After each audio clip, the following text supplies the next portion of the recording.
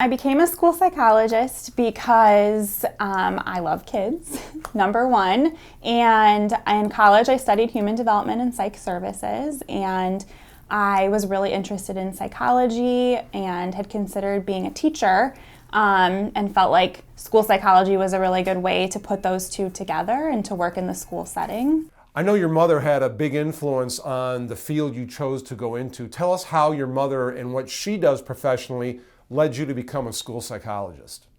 My mom is in gifted education and works at Northwestern for the Center for Talent Development. And so seeing what she did kind of led me in that direction, and I entered the School of Education there.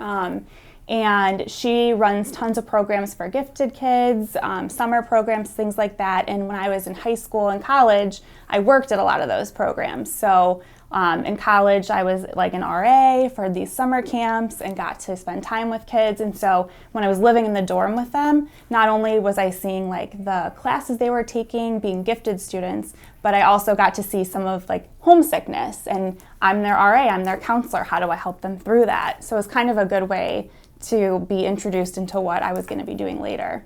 For those who don't already know, tell us exactly what a school psychologist does.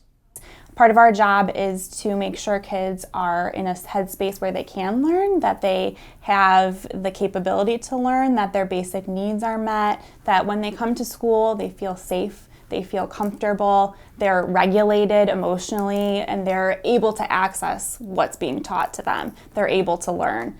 And another big part of what school psychologists do, of course, is evaluations and testing. But we do a lot of problem solving on the front end to make sure that we're doing everything we can to support students academically. And then when we are completing assessments, a big portion of that is kind of looking into what's going on. Why is a student having trouble learning? And then developing a plan with the team of how we can support them.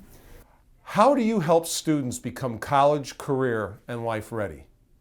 We talk about this all the time, especially when we're a team sitting at a table and we might have a student who is on grade level. Maybe they're performing the way that is expected for their age and their grade academically, but they're having behavior challenges or emotional problems or social problems. And I feel as a psychologist that even though maybe they're doing well academically, all those other things make them a person who's ready to go out into the world and be a functional human being and a good citizen. And so I really feel like it's more than just academics. It's our job to make sure that they feel good, they know how to interact with other people, that they're able to calm down effectively, just kind of all those other skills that make them, a functional person.